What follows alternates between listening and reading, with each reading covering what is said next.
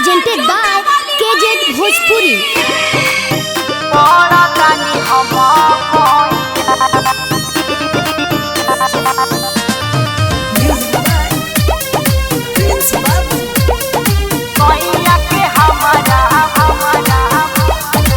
संध्या recording studio, Sitaram चौराहा, कुशीनगर।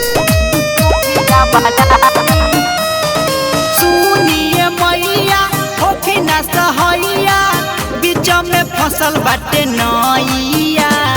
सुनिए मैया होके ना सहैया, बीच में फसल बाटे नैया। अरे सैया के हमारा मुखिया बना दी, पड़तानी हम पैया। अरे सैया के हमारा मुखिया बना दी, पड़तानी हम पैया। सैया के हमारा मुखिया बना दी,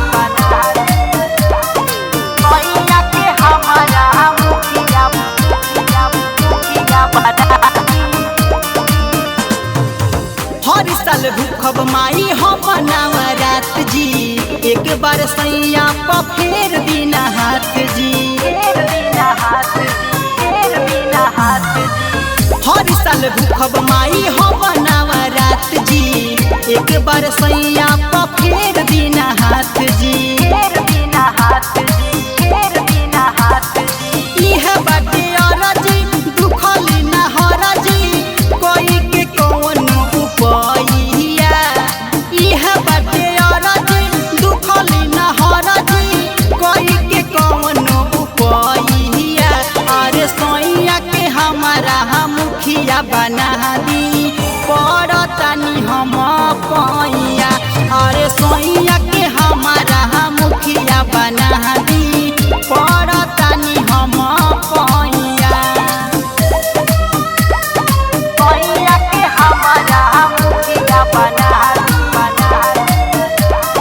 सैया के हमारा मुखिया बना दी, पड़तानी हम पैया।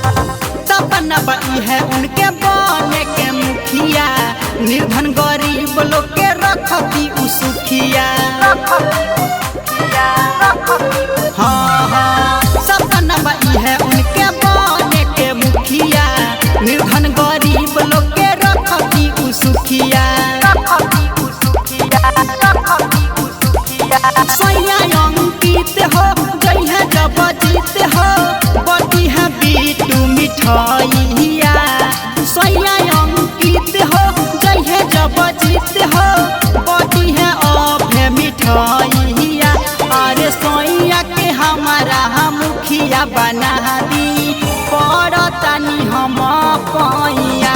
अरे सैया के हमारा मुखिया बना दी, पड़तानी हम पैया। Sandhya recording studio, presented by Sitaram KZ Chauraha, Bhojpuri। Kushinagar.